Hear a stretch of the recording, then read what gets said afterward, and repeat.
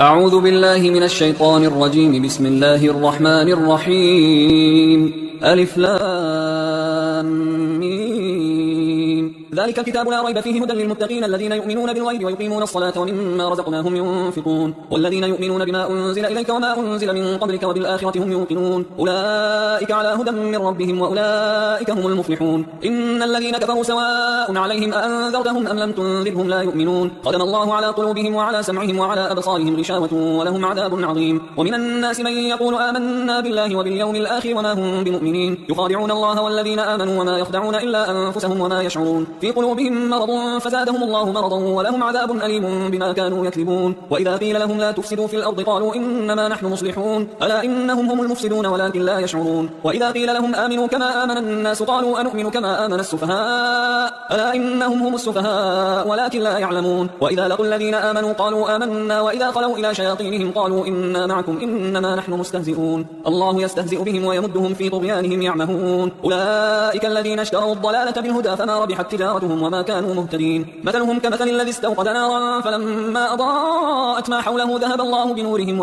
وتركهم في ظلمات لا يبصرون صم بكم عمي فهم لا يرجعون. أو كصيب من السماء فيه ظلمات ورعد وبرق يجعلون أصابعهم في آذانهم من الصواعق حذر الموت والله محيط بالكافرين. يكاد البرق يخطف أبصارهم كلما أضاء لهم مشوا فيه وإذا أظلم عليهم قاموا ولو شاء الله لذهب بسمعهم وأبصارهم إن الله على كل شيء قدير. يا أيها الناس اعبدوا ربكم الذي خلقكم والذين من قبلكم لعلكم تتقون الذي جعل لكم الأرض فراشا والسماء بناء وأنزل من السماء ماء فأخرج به من الثمرات رزقا لكم فلا تجعلوا لله أندادا وأنتم تعلمون. وإن كنتم في ريب مما نزلنا على عبدنا فأتوا بسورة من مثله وادعوا شهداءكم من دون الله إن كنتم صادقين فإن لم تفعلوا ولن تفعلوا فاتقوا النار التي وقودها الناس والحجارة أعدت للكافرين. وبشر الذين آمنوا وعملوا الصالحات أن لهم جنات تجري من تحتها الأنهار كلما رزقوا منها من ثمرة رزقا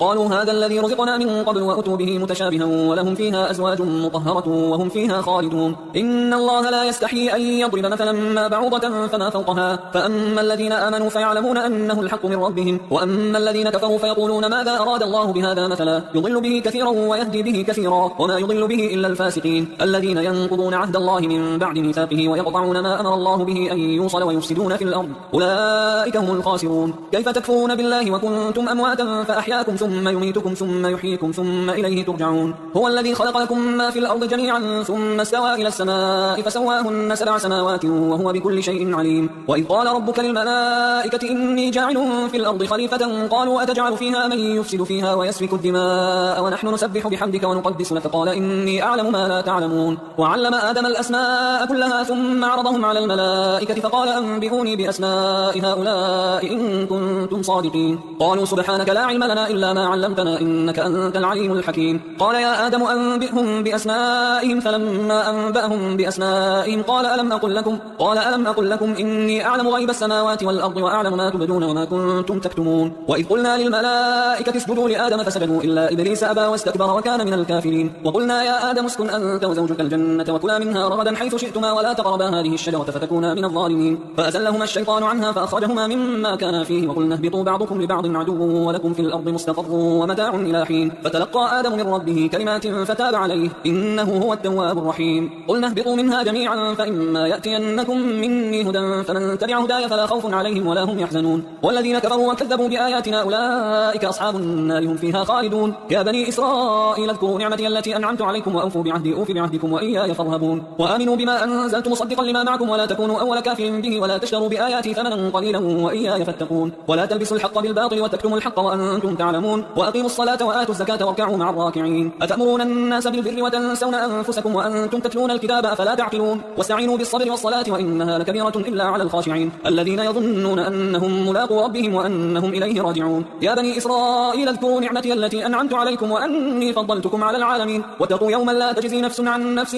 شيئا ولا يقبل منها شفاعة ولا يؤخذ منها عدل ولا هم ينصرون. وإذ نجيناكم من آل فرعون يسومونكم سوء العذاب يذبحون أبناءكم ويستحيون نساءكم وفي ذلكم بلاء من ربكم عظيم. وإذ فرقنا بكم البحر فأنجيناكم وأغرقنا آل فرعون وأنتم تنظرون. وإذ واعدنا موسى 40 ليلة ثم اتخذتم العجل من بعده وأنتم ظالمون ثم عفونا عنكم من بعد ذلك لعلكم تشكرون. وإذ آتينا موسى الكتاب والفرقان لعلكم تهتدون. وإذ قال موسى لقومه يا قوم إنكم ظلمتم أنفسكم باتخاذكم العجل فتوبوا إلى بارئكم فاقتلوا أنفسكم ذلكم خير لكم عند بارئكم فتاب عليكم إنه هو التواب الرحيم. وإذ قلتم يا موسى لن نؤمن لك حتى نرى الله جهرة فأخذتكم الصاعقة وأنتم تنظرون ثم بعثناكم من بعد موتكم لعلكم تشكرون. وظللنا عليكم الغمام وأنزلنا عليكم المن والسلوى كلوا من طيبات ما رزقناكم وما ظلمونا ولكن كانوا أنفسهم يظلمون. وإذ قلنا ادخلوا هذه القرية فكلوا منها حيث شئتم رغدا وادخلوا الباب سجدا وقولوا حطة نغفر لكم خطاياكم وسنزيد المحسنين. فبدل الذين ظلموا قولا غير الذي قيل لهم فأنزلنا على الذين ظلموا رجزا من السماء بما كانوا يفسقون. وإذ استسقى موسى لقومه فقلنا اضرب بعصاك الحجر فانفجرت منه 12 عينا قد علم كل أناس مشربهم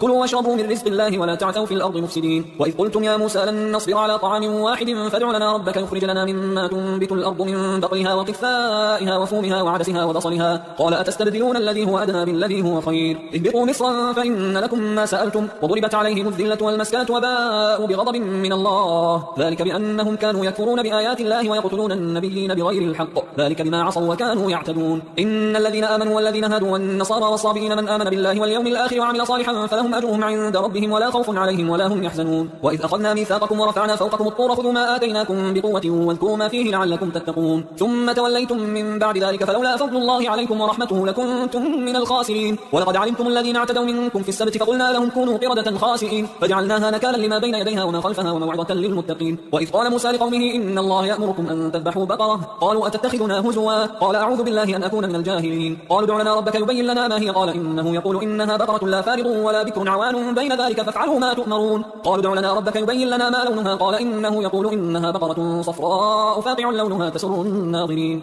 قالوا ادع لنا ربك يبين لنا ما هي إن البقرة تشابه علينا وإنا إن شاء الله لمهتدون. قال إنه يقول إنها بقرة لا ذلول تثير الأرض ولا تسقي الحرث مسلمة لا شية فيها قالوا الآن جئت بالحق فذبحوها وما كادوا يفعلون. وإذ قتلتم نفسا فادارأتم فيها والله مخرج ما كنتم تكتمون فقلنا اضربوه ببعضها كذلك يحيي الله الموتى ويريكم آياته لعلكم تعقلون. ثم قست قلوبكم من بعد ذلك فهي كالحجارة أو أشد قسوة وإن من الحجارة لما يتفجر منه الأنهار وإن منها لما يشقق فيخرج منه الماء وإن منها لما يهبط من خشية الله وما الله بغافل عما تعملون. أفتطمعون أن يؤمنوا لكم وقد كان فريق منهم يسمعون كلام الله ثم يحرفونه من بعد ما عقلوه وهم يعلمون. وإذا لقوا الذين آمنوا قالوا آمنا وإذا خلا بعضهم إلى بعض قالوا أتحدثونهم بما فتح الله عليكم ليحاجوكم به عند ربكم أفلا تعقلون. أولا يعلمون أن الله يعلم ما يسرون وما يعلنون ومنهم أميون لا يعلمون الكتاب إلا أماني وإنهم إلا يظنون. فويل للذين يكتبون الكتاب بأيديهم ثم يقولون هذا من عند الله ليشتروا به ثمنا قليلا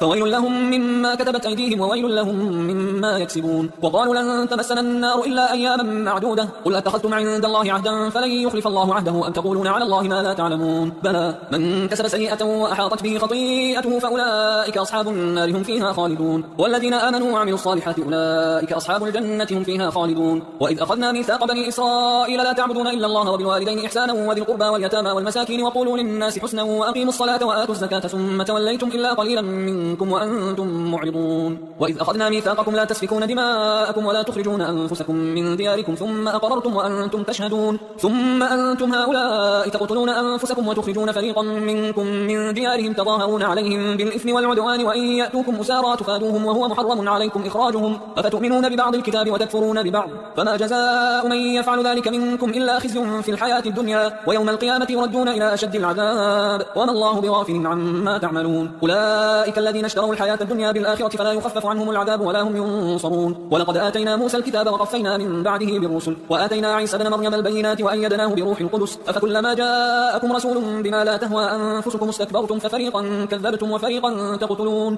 وقالوا قلوبنا غلف بل لعنهم الله بكفرهم فقليلا ما يؤمنون. ولما جاءهم كتاب من عند الله مصدق لما معهم وكانوا من قبل يستفتحون على الذين كفروا فلما جاءهم ما عرفوا كفروا به فلعنة الله على الكافرين. بئس ما اشتروا به أنفسهم أن يكفروا بما أنزل الله بغيا أن ينزل الله من فضله على من يشاء من عباده فباءوا بغضب على غضب وللكافرين عذاب مهين. وإذا قيل لهم آمنوا بما أنزل الله قالوا نؤمن بما أنزل علينا ويكفرون بما وراءه وهو الحق مصدقا لما معهم قل فلم تقتلون أنبياء الله من قبل إن كنتم مؤمنين ولقد جاءكم موسى بالبينات ثم اتخذتم العجل من بعده وأنتم ظالمون. وإذ أخذنا ميثاقكم ورفعنا فوقكم الطور خذوا ما آتيناكم بقوة واسمعوا قالوا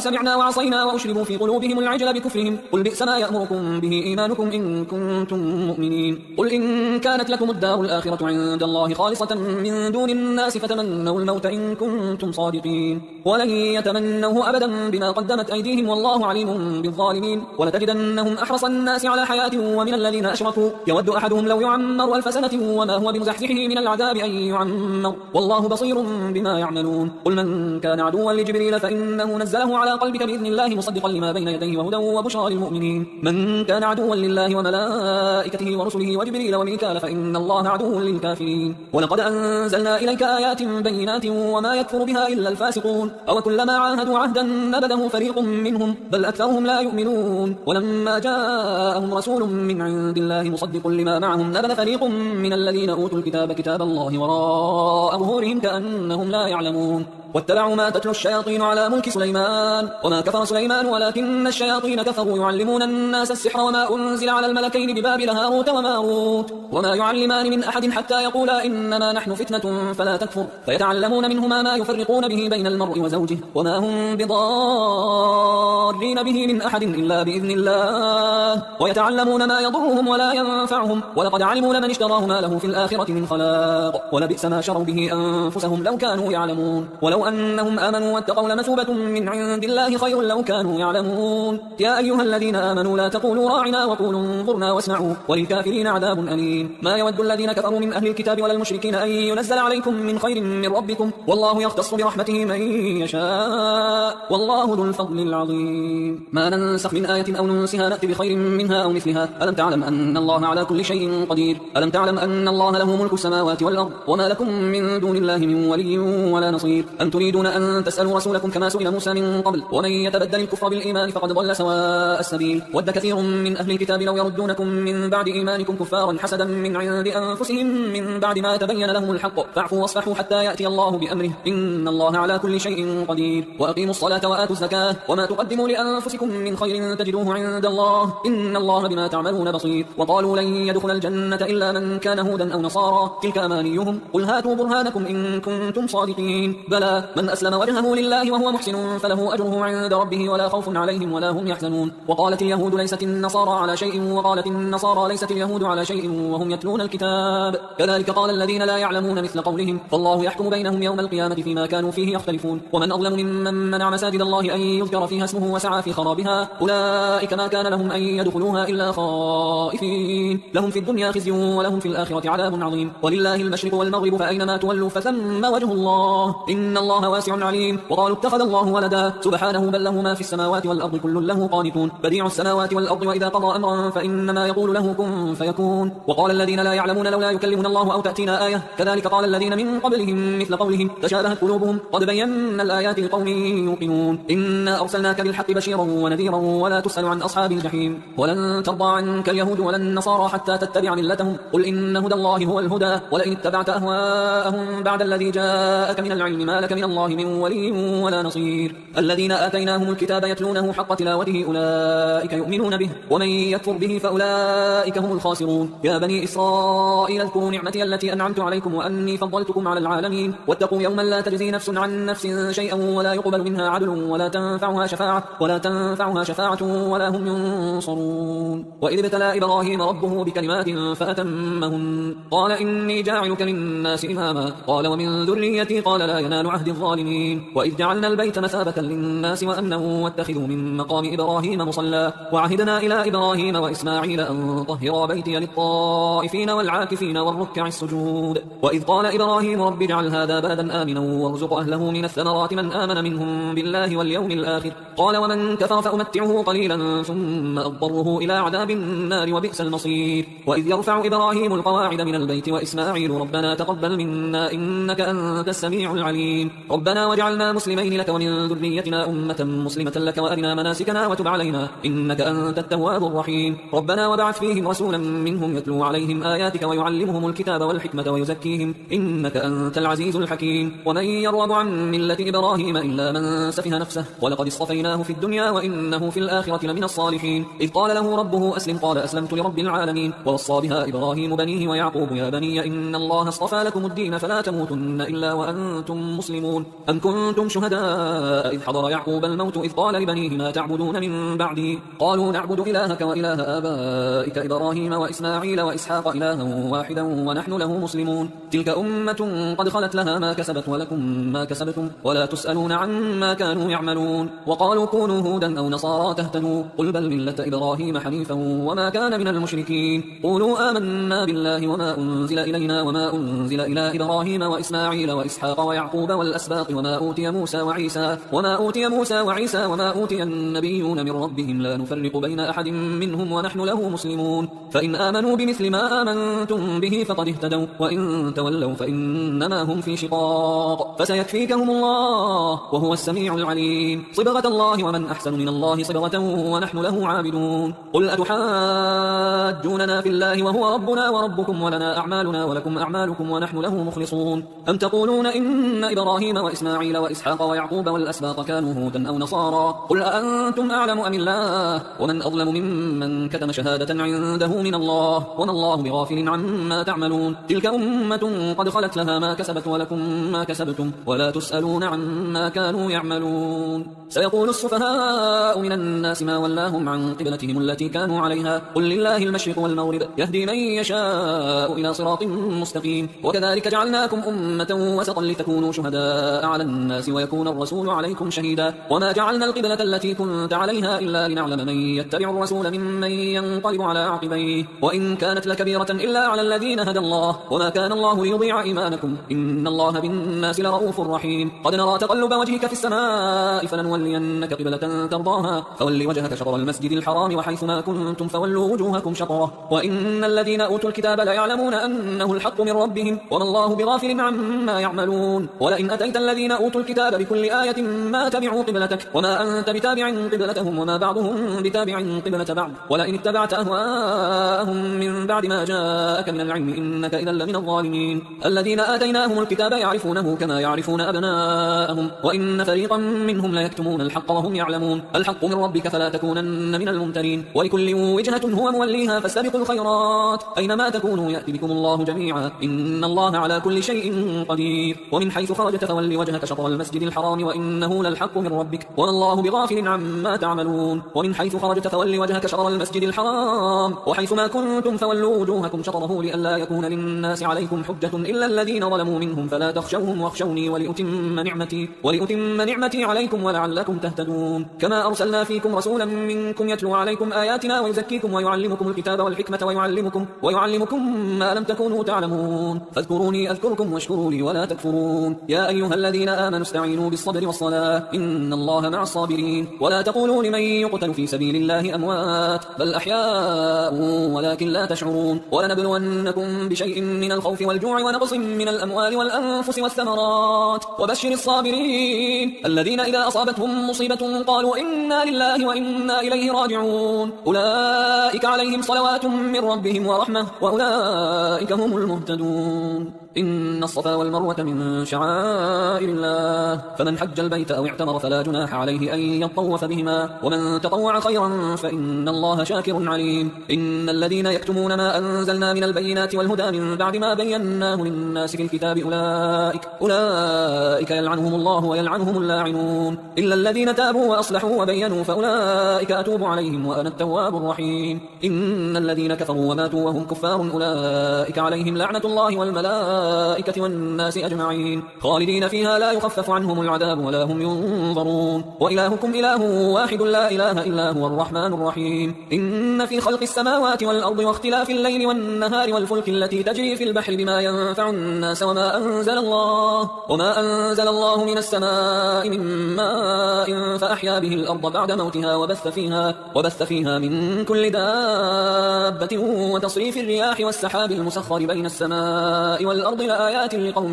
يعقلون ومن الناس من يتخذ من دون الله أندادا يحبونهم كحب الله والذين آمنوا أشد حبا لله ولو يرى الذين ظلموا إذ يرون العذاب أن القوة لله جميعا وأن الله شديد العذاب إذ تبرأ الذين اتبعوا من الذين اتبعوا ورأوا العذاب وتقطعت بهم الأسباب وقال الذين اتبعوا لو أن لنا كرة فنتبرأ منهم كما تبرأوا منا كذلك يريهم الله أعمالهم حسرات عليهم وما هم بخارجين من النار يا أيها الناس كلوا مما في الأرض حلالا طيبا ولا تتبعوا خطوات الشيطان إنه لكم عدو مبين إنما يأمركم بالسوء والفحشاء وأن تقولوا على الله ما لا تعلمون وإذا قيل لهم اتبعوا ما أنزل الله قالوا بل نتبع ما ألفينا عليه آباءنا أولو كان آباؤهم لا يعقلون شيئا ولا يهتدون ومثل الذين كفروا كمثل الذي ينعق بما لا يسمع إلا دعاء ونداء صم بكم عمي فهم لا يعقلون يا أيها الذين آمنوا كلوا من طيبات ما رزقناكم واشكروا لله إن كنتم إياه تعبدون إنما حرم عليكم الميتة والدم ولحم الخنزير وما أهل به لغير الله فمن اضطر غير باغ ولا عاد فلا إثم عليه إن الله غفور رحيم إن الذين يكتمون ما أنزل الله من الكتاب ويشترون به ثمنا قليلا أولئك ما يأكلون في بطونهم إلا النار ولا يكلمهم الله يوم القيامة ولا يزكيهم ولهم عذاب أليم أولئك الذين اشتروا الضلالة بالهدى والعذاب بالمغفرة فما أصبرهم على النار ذلك بأن الله نزل الكتاب بالحق وإن الذين اختلفوا في الكتاب لفي شقاق بعيد ليس البر أن تولوا وجوهكم قبل المشرق والمغرب ولكن البر من آمن بالله واليوم الآخر والملائكة والكتاب والنبيين وآتى المال على حبه ذوي القربى واليتامى والمساكين وابن السبيل والسائلين وفي الرقاب وأقام الصلاة وآتى الزكاة والموفون بعهدهم إذا عاهدوا والصابرين في البأساء والضراء وحين البأس أولئك الذين صدقوا وأولئك هم المتقون يا أيها الذين آمنوا كتب عليكم القصاص في القتلى الحر بالحر والعبد بالعبد والأنثى بالأنثى فمن عفي له من أخيه شيء فاتباع بالمعروف وأداء إليه بإحسان ذلك تخفيف من ربكم ورحمة فمن اعتدى بعد ذلك فله عذاب أليم ولكم في القصاص حياة يا أولي الألباب لعلكم تتقون كتب عليكم إذا حضر أحدكم الموت إن ترك خيرا الوصية للوالدين والأقربين بالمعروف حقا على المتقين فمن بدله بعد ما سمعه فإنما إثمه على الذين يبدلونه إن الله سميع عليم فمن خاف من موص جنفا أو إثما فأصلح بينهم فلا إثم عليه إن الله غفور رحيم يا أيها الذين آمنوا كتب عليكم الصيام كما كتب على الذين من قبلكم لعلكم تتقون أياما معدودات فمن كان منكم مريضا أو على سفر فعدة من أيام أخر وعلى الذين يطيقونه فدية طعام مسكين فمن تطوع خيرا فهو خير له وأن تصوموا خير لكم إن كنتم تعلمون شهر رمضان الذي أنزل فيه القرآن هدى للناس وبينات من الهدى والفرقان فمن شهد منكم الشهر فليصم ومن كان مريضا أو على سفر فعدة من أيام أخر يريد الله بكم اليسر ولا يريد بكم العسر ولتكملوا العدة ولتكبروا الله على ما هداكم ولعلكم تشكرون وإذا سألك عبادي عني فإني قريب أجيب دعوة الداعي إذا دعان فليستجيبوا لي وليؤمنوا بي لعلهم يرشدون أحل لكم ليلة الصيام الرفث إلى نسائكم هن لباس لكم وأنتم لباس لهن علم الله أنكم كنتم تختانون أنفسكم فتاب عليكم وعفى عنكم فالآن باشروهن وابتغوا ما كتب الله لكم وكلوا واشربوا حتى يتبين لكم الخيط الأبيض من الخيط الأسود من الفجر ثم أتموا الصيام إلى الليل ولا تباشروهن وأنتم عاكفون في المساجد تلك حدود الله فلا تقربوها كذلك يبين الله آياته للناس لعلهم يتقون ولا تأكلوا أموالكم بينكم بالباطل وتدلوا بها إلى الحكام لتأكلوا فريقا من أموال الناس بالإثم وأنتم تعلمون يسألونك عن الأهلة قل هي مواقيت للناس والحج وليس البر بأن تأتوا البيوت من ظهورها ولكن البر من اتقى وأتوا البيوت من أبوابها واتقوا الله لعلكم تفلحون وقاتلوا في سبيل الله الذين يقاتلونكم ولا تعتدوا إن الله لا يحب المعتدين وقتلوهم حيث ثقفتموهم وأخرجوهم من حيث أخرجوكم والفتنة أشد من القتل ولا تقاتلوهم عند المسجد الحرام حتى يقاتلوكم فيه فإن قاتلوكم فاقتلوهم كذلك جزاء الكافرين فإن انتهوا فإن الله غفور رحيم وقاتلوهم حتى لا تكون فتنة ويكون الدين لله فإن انتهوا فلا عدوان إلا على الظالمين الشهر الحرام بالشهر الحرام والحرمات قصاص فمن اعتدى عليكم فاعتدوا عليه بمثل ما اعتدى عليكم واتقوا الله واعلموا أن الله مع المتقين وأنفقوا في سبيل الله ولا تلقوا بأيديكم إلى التهلكة وأحسنوا إن الله يحب المحسنين وأتموا الحج والعمرة لله فإن أحصرتم فما استيسر من الهدي ولا تحلقوا رؤوسكم حتى يبلغ الهدي محله فمن كان منكم مريضا أو به أذى من رأسه ففدية من صيام صيام أو صدقة أو نسك. فإذا أمنتم فمن تمتع بالعمرة إلى الحج فما استيسر من الهدي، فمن لم يجد فصيام 3 أيام في الحج و7 إذا رجعتم، تلك 10 كاملة، ذلك لمن لم يكن أهله حاضر المسجد الحرام. واتقوا الله واعلموا أن الله شديد العقاب. الحج أشهر معلومات، فمن فرض فيهن الحج فلا رفث ولا فسوق ولا جدال في الحج، وما تفعلوا من خير يعلمه الله، وتزودوا فإن خير الزاد التقوى، واتقون يا أولي الألباب. ليس عليكم جناح أن تبتغوا فضلا من ربكم، فإذا أفضتم من عرفات فاذكروا الله عند المشعر الحرام واذكروه كما هداكم وإن كنتم من قبله لمن الضالين. ثم أفيضوا من حيث أفاض الناس واستغفروا الله إن الله غفور رحيم. فإذا قضيتم مناسككم فاذكروا الله كذكركم آباءكم أو أشد ذكرا. فمن الناس من يقول ربنا آتنا في الدنيا وما له في الآخرة من خلاق، ومنهم من يقول ربنا آتنا في الدنيا حسنة وفي الآخرة حسنة وقنا عذاب النار. أولئك لهم نصيب مما كسبوا والله سريع الحساب. واذكروا الله في أيام معدودات، فمن تعجل في يومين فلا إثم عليه ومن تأخر فلا إثم عليه لمن اتقى، واتقوا الله واعلموا أنكم إليه تحشرون. ومن الناس من يعجبك قوله في الحياة الدنيا ويشهد الله على ما في قلبه وهو ألد الخصام، وإذا تولى سعى في الأرض ليفسد فيها ويهلك الحرث والنسل والله لا يحب الفساد. وإذا قيل له اتق الله أخذته العزة بالإثم فحسبه جهنم ولبئس المهاد. ومن الناس من يشري نفسه ابتغاء مرضات الله والله رؤوف بالعباد. يا أيها الذين آمنوا ادخلوا في السلم كافة ولا تتبعوا خطوات الشيطان إنه لكم عدو مبين. فإن زللتم من بعد ما جاءتكم البينات فاعلموا أن الله عزيز حكيم. هل ينظرون إلا أن يأتيهم الله في ظلل من الغمام والملائكة وقضي الأمر وإلى الله ترجع الأمور. سل بني إسرائيل كم آتيناهم من آية بينة ومن يبدل نعمة الله من بعد ما جاءته فإن الله شديد العقاب. زين للذين كفروا الحياة الدنيا ويسخرون من الذين آمنوا والذين اتقوا فوقهم يوم القيامة والله يرزق من يشاء بغير حساب. كان الناس أمة واحدة فبعث الله النبيين مبشرين ومنذرين وأنزل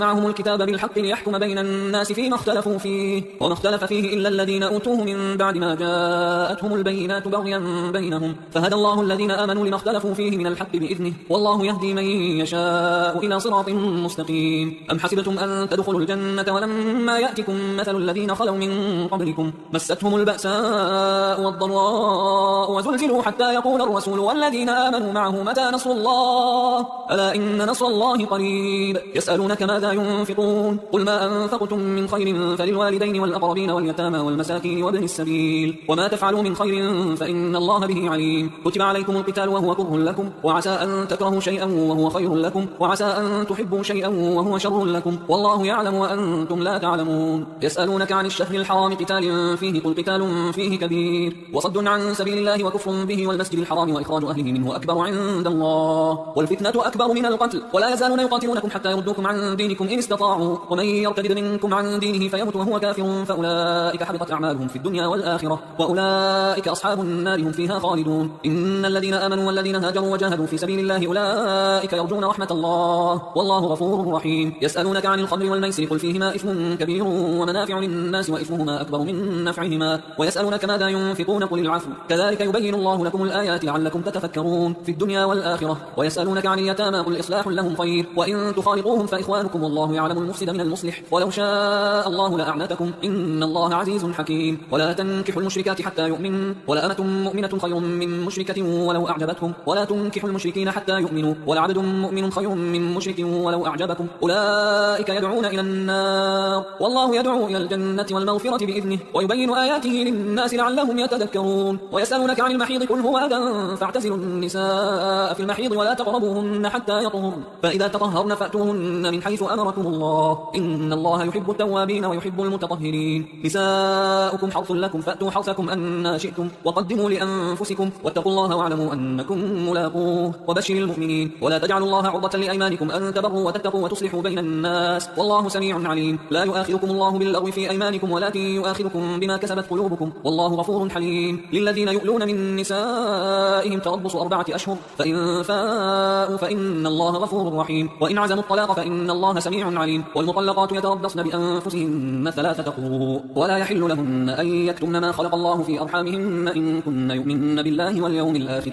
وبعولتهن أحق بردهن في ذلك إن أرادوا إصلاحا ولهن مثل الذي عليهن بالمعروف وللرجال عليهن درجة والله عزيز حكيم. الطلاق مرتان فإمساكم بمعروف أو تسريح بإحسان ولا يحل لكم أن تأخذوا مما آتيتموهن شيئا إلا أن يخافا ألا يقيما حدود الله فإن خفتم ألا يقيما حدود الله فلا جناح عليهما فيما افتدت به تلك حدود الله فلا تعتدوها ومن يتعد حدود الله فأولئك هم الظالمون. فإن طلقها فلا تحل له من بعد حتى تنكح زوجا غيره فإن طلقها فلا جناح عليهما أن يتراجعا إن ظنا أن يقيما حدود الله وتلك حدود الله يبينها لقوم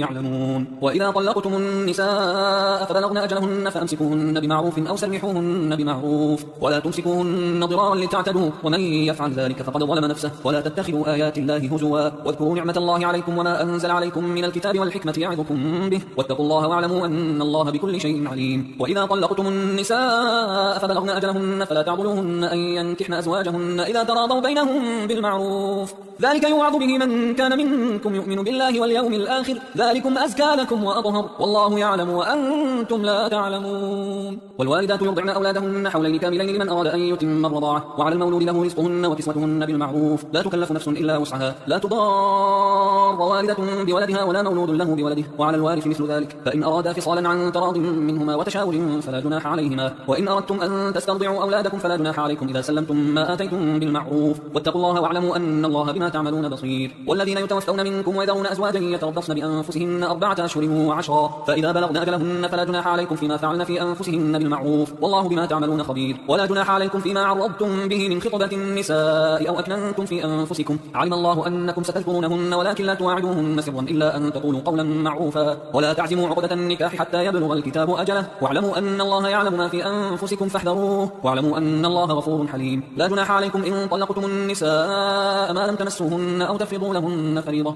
ومتعوهن على الموسع قدره وعلى المقتر قدره متاعا بالمعروف حقا على المحسنين. وإن طلقتموهن من قبل أن تمسوهن وقد فرضتم لهن فريضة فنصف ما فرضتم إلا أن يعفون أو يعفو الذي بيده عقدة النكاح وأن تعفوا أقرب للتقوى ولا تنسوا الفضل بينكم إن الله بما تعملون بصير. حافظوا على الصلوات والصلاة الوسطى وقوموا لله قانتين فإن خفتم فرجالا أو ركبانا فإذا أمنتم فاذكروا الله كما علمكم ما لم تكونوا تعلمون. والذين يتوفون منكم ويذرون أزواجا وصية لأزواجهم متاعا إلى الحول غير إخراج فإن خرجن فلا جناح عليكم فيما فعلن في أنفسهن من معروف والله عزيز حكيم. وللمطلقات متاع بالمعروف حقا على المتقين كذلك يبين الله لكم آياته لعلكم تعقلون. ألم تر إلى الذين خرجوا من ديارهم وهم ألوف حذر الموت فقال لهم الله موتوا ثم أحياهم إن الله لذو فضل على الناس ولكن أكثر الناس لا يشكرون. وقاتلوا في سبيل الله واعلموا أن الله سميع عليم. من ذا الذي يقرض الله قرضا حسنا فيضاعفه له أضعافا كثيرة والله يقبض ويبسط وإليه ترجعون. ألم تر إلى الملأ من بني إسرائيل من بعد موسى إذ قالوا لنبي له ابعث لنا ملكا نقاتل في سبيل الله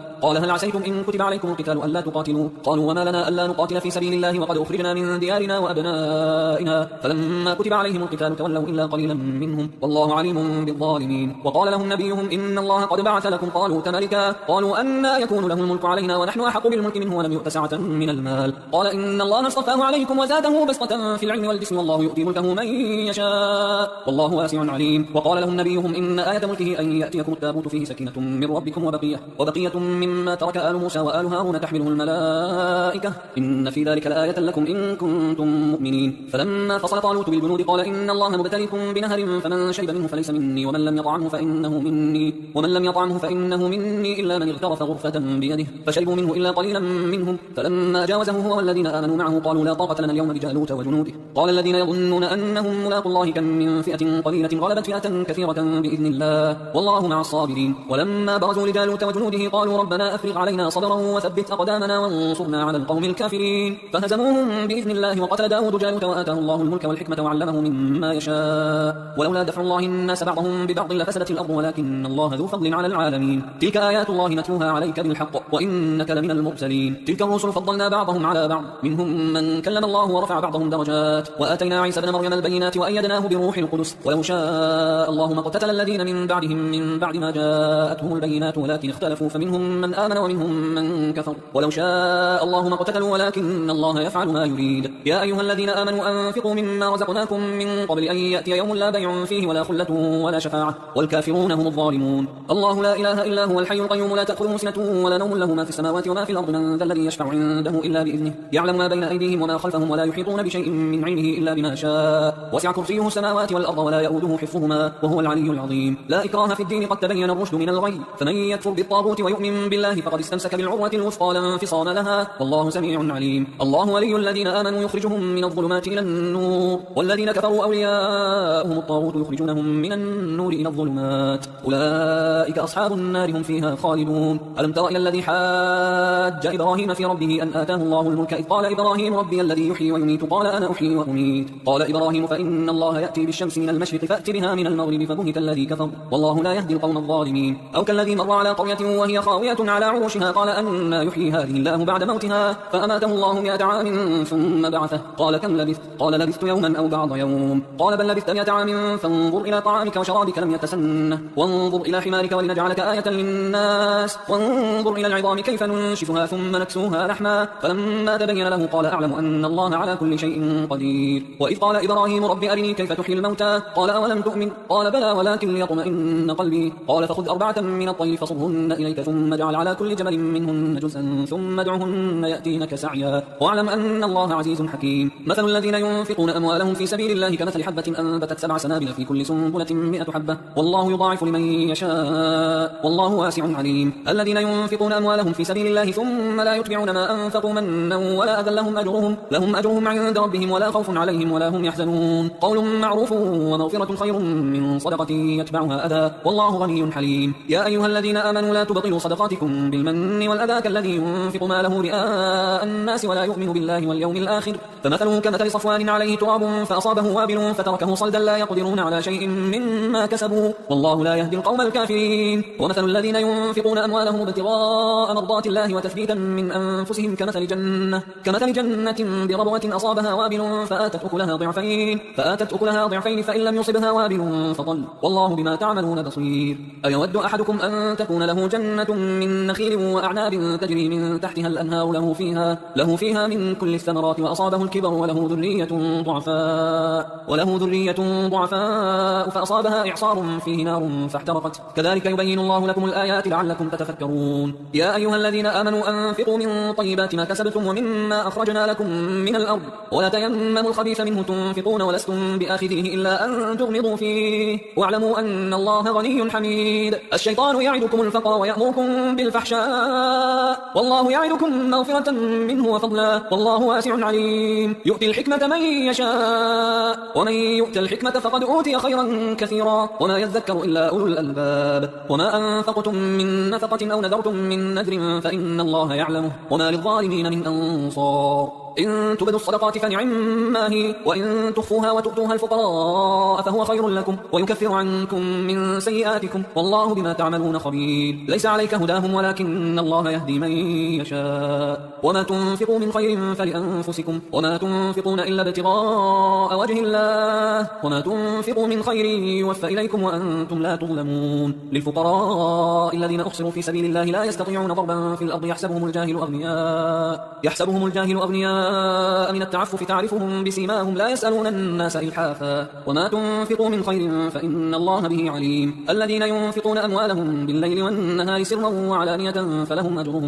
أجرهم عند ربهم ولا خوف عليهم ولا هم يحزنون الذين يأكلون الربا لا يقومون إلا كما يقوم الذي يتخبطه الشيطان من المس ذلك بأنهم قالوا إنما البيع مثل الربا وأحل الله البيع وحرم الربا فمن جاءه موعظة من ربه فانتهى فله ما سلف وأمره إلى الله ومن عاد فأولئك أصحاب النار هم فيها خالدون يمحق الله الربا ويربي الصدقات والله لا يحب كل كفار أثيم إن الذين آمنوا وعملوا الصالحات وأقاموا الصلاة وآتوا الزكاة لهم أجرهم عند ربهم ولا خوف عليهم ولا هم يحزنون يا أيها الذين آمنوا اتقوا الله وذروا ما بقي من الربا إن كنتم مؤمنين فإن لم تفعلوا فأذنوا بحرب من الله ورسوله وإن تبتم فلكم رؤوس أموالكم لا تظلمون ولا تظلمون وإن كان ذو عسرة فنظرة إلى ميسرة وأن تصدقوا خير لكم إن كنتم تعلمون واتقوا يوما ترجعون فيه إلى الله ثم توفى كل نفس ما كسبت وهم لا يظلمون يا أيها الذين آمنوا إذا تداينتم بدين إلى أجل مسمى فاكتبوه وليكتب بينكم كاتب بالعدل ولا يأبى كاتب أن يكتب كما علمه الله فليكتب وليملل الذي عليه الحق وليتق الله ربه ولا يبخس منه شيئا فإن كان الذي عليه الحق سفيها أو ضعيفا أو لا يستطيع أن يمله فليملل وليه بالعدل واستشهدوا شهيدين من رجالكم فإن لم يكونا رجلين فرجل وامرأتان ممن ترضون من الشهداء أن تضل إحداهما فتذكر إحداهما الأخرى ولا يأبى الشهداء الشهداء إذا ما دعوا ولا تسأموا أن تكتبوه صغيرا أو كبيرا إلى أجله ذلكم أقسط عند الله وأقوم للشهادة وأدنى ألا ترتابوا إلا أن تكون تجارة حاضرة تديرونها بينكم فليس عليكم جناح ألا تكتبوها وأشهدوا إذا تبايعتم ولا يضار كاتب ولا شهيد وإن تفعلوا فإنه فسوق بكم واتقوا الله ويعلمكم الله والله بكل شيء عليم وإن كنتم على سفر ولم تجدوا كاتبا فرهان مقبوضة فإن أمن بعضكم بعضا فليؤدي الذي اؤتمن أمانته وليتق الله ربه ولا تكتموا الشهادة ومن يكتمها فإنه آثم قلبه والله بما تعملون عليم لله ما في السماوات وما في الأرض وإن تبدوا ما في أنفسكم أو تخفوه يحاسبكم به الله فيغفر لمن يشاء ويعذب من يشاء والله على كل شيء قدير آمن الرسول بما أنزل إليه من ربه والمؤمنون كل آمن بالله وملائكته وكتبه ورسله لا نفرق بين أحد من رسله وقالوا سمعنا وأطعنا غفرانك ربنا وإليك المصير لا يكلف الله نفسا إلا وسعها لها ما كسبت وعليها ما اكتسبت ربنا لا تؤاخذنا إن نسينا أو أخطأنا ربنا ولا تحمل علينا إصرا كما حملته على الذين من قبلنا ربنا ولا تحملنا ما لا طاقة لنا به واعف عنا واغفر لنا وارحمنا أنت مولانا فانصرنا على القوم الكافرين